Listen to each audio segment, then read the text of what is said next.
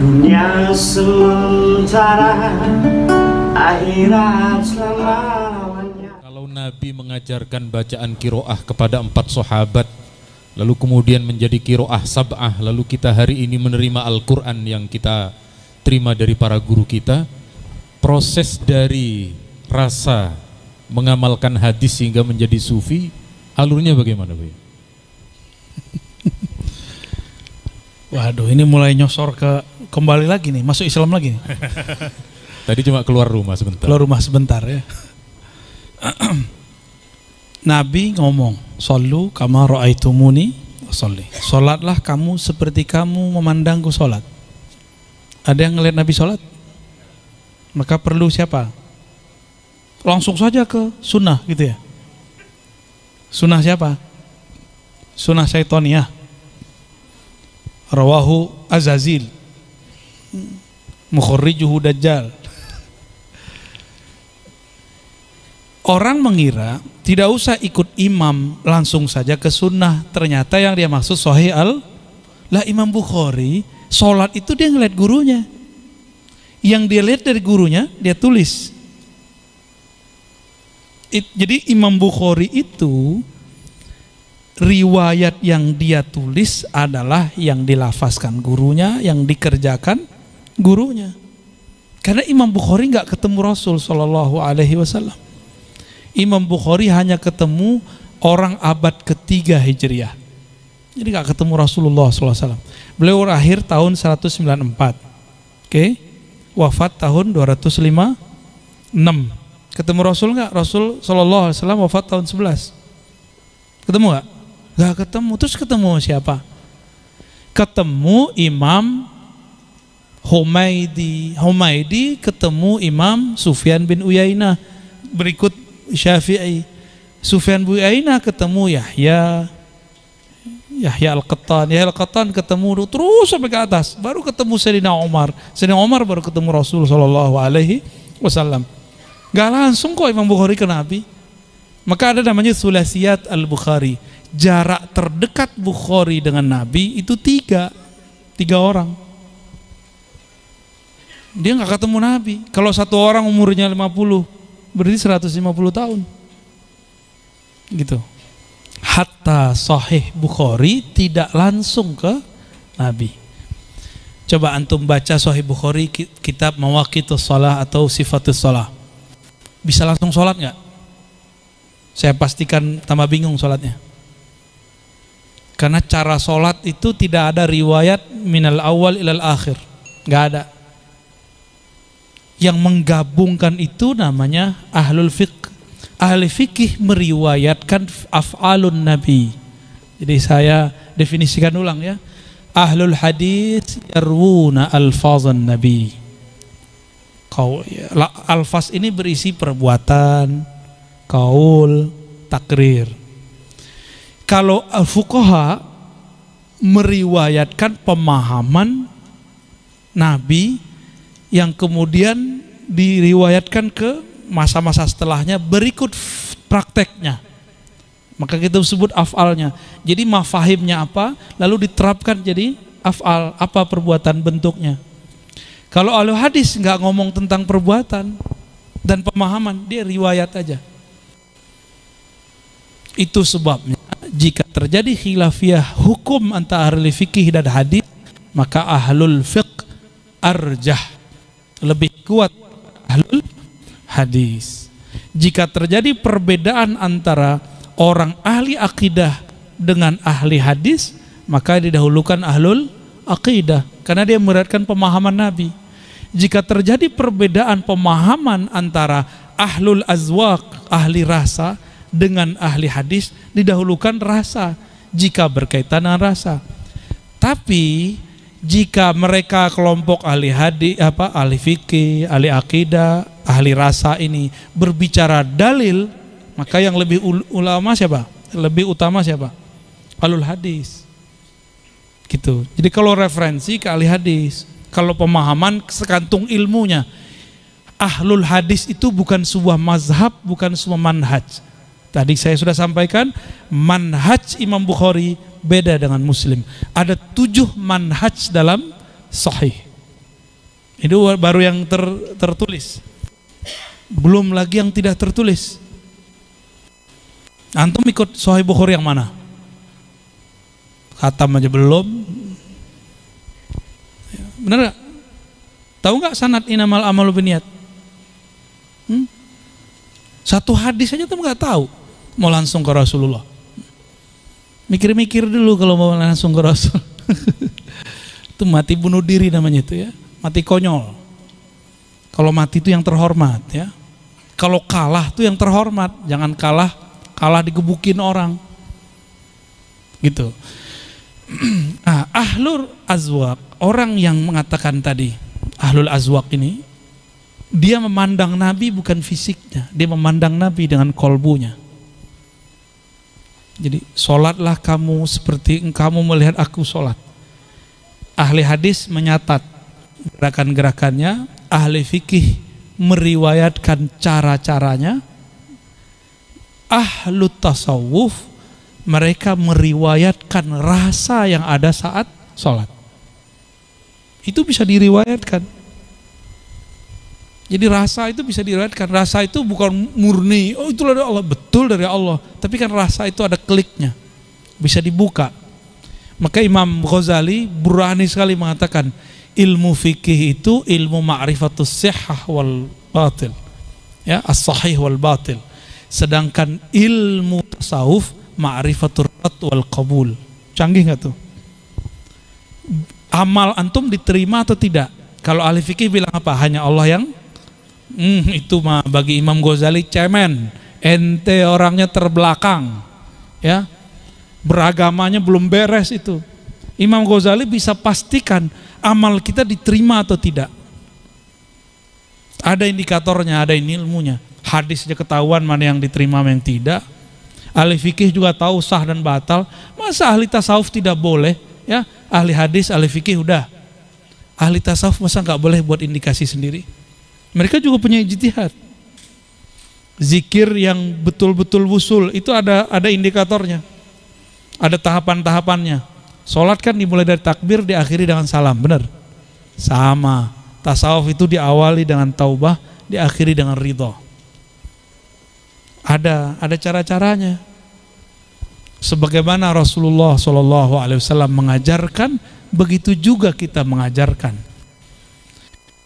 Kalau ingin rapi dalilnya, belajar ke ahli hadis. Kalau ingin rapih gerakan sholatnya, belajar ke ahli fikih. Jika ingin rapih kolbunya, belajar ke ahli tasawuf. Setiap masa itu ada ijtihad. Ijtihad itu bukan merubah agama, tapi menyesuaikan kondisi kita dengan agama. Jadi bukan menyesuaikan agama dengan kondisi kita, bedain ya. Jadi ijtihad itu adalah adaptasi masa ini terhadap agama dari Allah Subhanahu wa ta'ala. Ketika kita beradaptasi dengan agama, maka akan beda caranya. Orang Jawa, Madura, Sunda, Betawi, Sumatera itu udah beda caranya.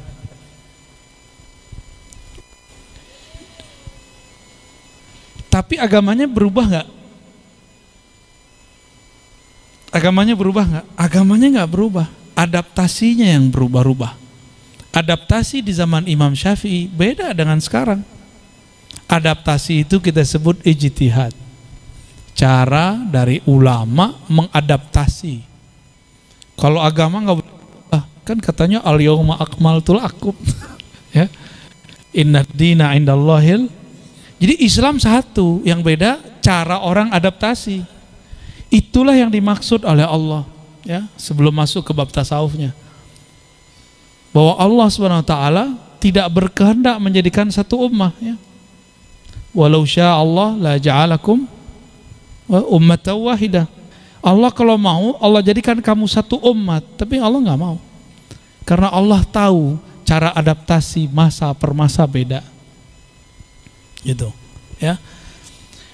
Kita mendoakan orang mati itu sunnah dari Rasul Shallallahu Alaihi Wasallam. Ya, Nabi ngomong afdhalud doa alhamdulillah. Maka ada orang kalau doa Al-Fatihah kan alhamdulillah isinya. Alhamdulillah kan nama surah Al-Fatihah. Al-Fatihah itu doa itu. Ya. Tapi kelompok yang antum sebut tadi enggak begitu.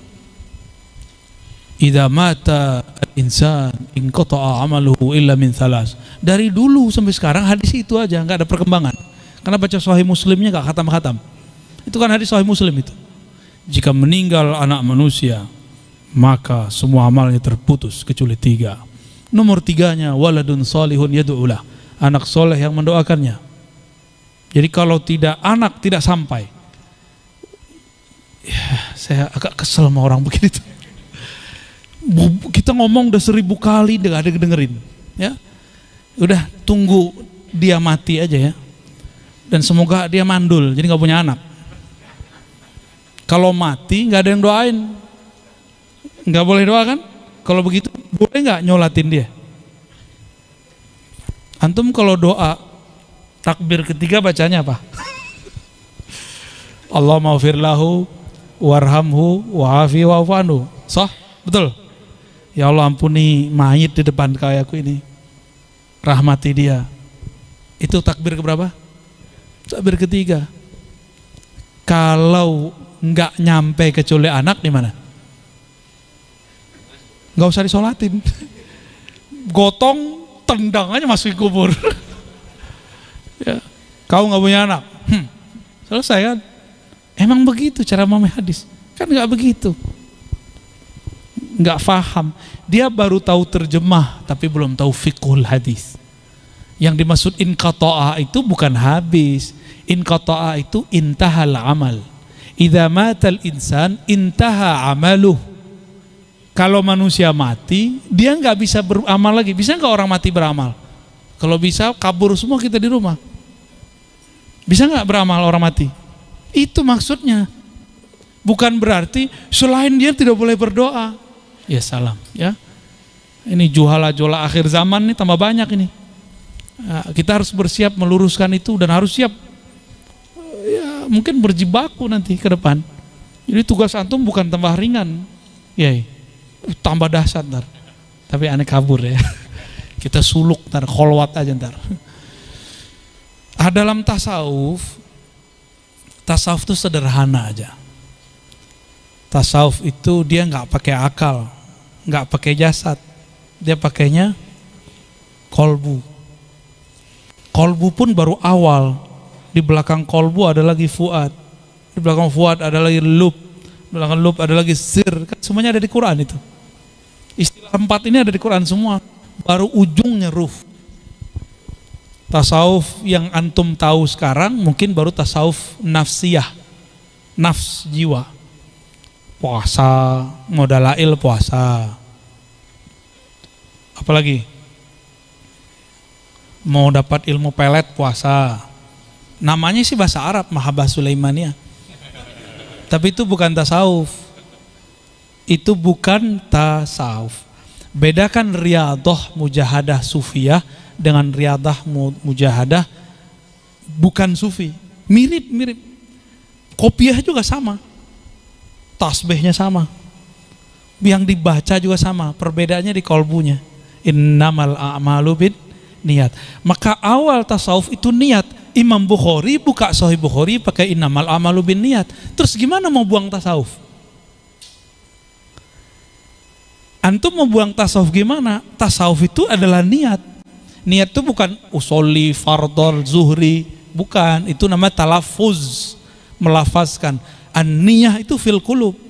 Coba baca kitab Al-Muhazzab, Syarah Muhazzab. Ya, tertulis niat itu di kolbu, makrunatun bil fi'li, berbarengan dengan amal. Niat itu adalah awal maqamati sufiyah.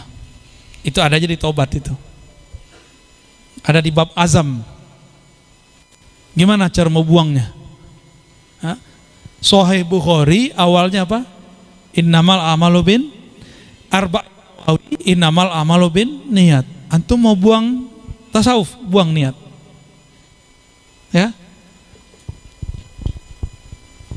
Kira-kira gitu kontan-kontannya. Kalau mau rasanya nggak mungkin dibagikan siang ini ya. Ini bukan obral. Ya. Ini barang berharga, dapatnya dengan cara berharga. Tidak bisa dibeli. Antum mau beli pakai 1M, nggak sanggup. Ya. Rasa ini nggak bisa dijual. Mau antum bayar berapa juga nggak bisa. Karena ujungnya nanti husnul khotimah. Bisa bayar nggak? Nggak bisa. Merasakan lezatnya zikir, nggak bisa dibayar. Cuma karena sayang guru, guru pun kasih. Itulah yang dimaksud irhamu man fil ard yarhamkum man fis sama. Sayangi makhluk di bumi, irham. Ya. Maka yang di langit sayang kepada kamu. Jadi kita ini ngajar karena sayang, karena kalau mau digaji, ilmu beliau ini terlalu tinggi untuk digaji. Ya, Nurul Hayat habis duitnya untuk gaji beliau. Karena sayang dikasih juga. Kira-kira begitu. Wallahu a'lam bishawab.